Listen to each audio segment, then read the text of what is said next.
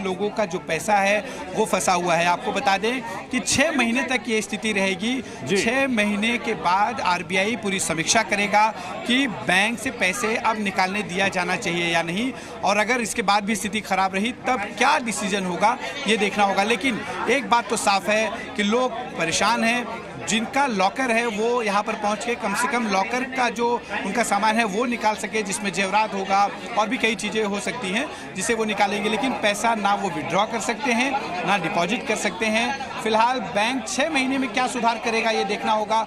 जो पिछले 2 सालों से स्थिति खराब चल रही है इस बैंक की, और अब 6 महीने में कितना सुधार हो सकता है इस पर भी एक सवाल है। आपको बता दें कि 1967 में इस न्यू इंडिया कोऑपरेटिव बैंक की शुरुआत हुई थी, तब इसका नाम अलग था।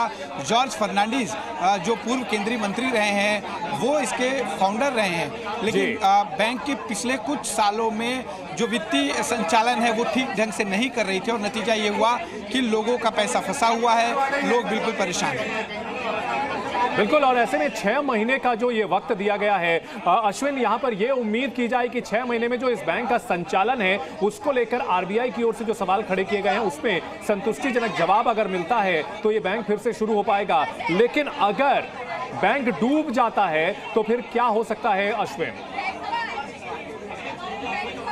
जी देखिए, ये बहुत बड़ा जो है प्रश्न है। देखना होगा 6 महीने में क्या स्थिति होती है। लेकिन जिनका 5 लाख के अंदर या 5 लाख तक जिनका पैसा इस बैंक में है उन्हें इंश्योरेंस क्लेम के तौर पर वो 5 लाख रुपए मिल जाएंगे। लेकिन ऐसे कई लोग हैं जिनका 5 लाख से ज़्यादा अमाउंट इस बैंक में था।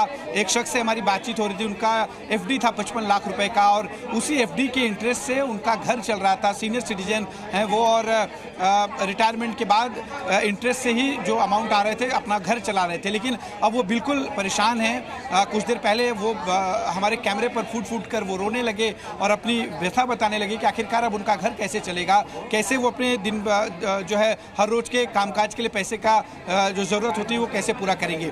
साथ ही यहाँ पर जिन लोगों ने करंट अकाउंट ओपन किया हुआ है उनके लिए भी एक बड़ा प्रश्न है, क्योंकि हर रोज उन्हें पैसे डिपॉजिट करने होते हैं, पैसे विड्रॉ करने होते हैं। चूँकि वो व्यापारी हैं तो ऐसे में उनके लिए भी अब एक परेशानी खड़ी हो चुकी है, उनका पैसा यहाँ फंस चुका है। ऐसे में आरबीआई उनके लिए क्या कुछ नई गाइडलाइंस लाएगा क्या, ये एक प्रश्न जो है यहाँ के लोगों द्वारा पूछा जा रहा है, जो इस वक्त लंबी कतारों में लगे हैं। आपको तस्वीर दिखाते हैं, मुझे तस्वीर दिखाइए कि लंबी कतारों में जो लोग लगे हैं। बहुत बड़ा सवाल है यहाँ जो खाता धारक हैं एनआईसीबी बैंक में, उनके रकम पर लग चुका है कि उनकी जो रकम है बैंक में जमा वो मिल पाएगी या नहीं, क्योंकि जो उन लोगों ने एफडी कर रखे हैं और अपनी गाढ़ी कमाई रखी है वो उन्हें मिल पाएगी या नहीं। बहुत शुक्रिया अश्विनी इस पूरी जानकारी के लिए। और अब बात करते हैं प्यार पर जारी पहरे की। आज वैलेंटाइन डे है, लेकिन कई जगह प्यार पर पहरा लगाने की बातें हो रही हैं।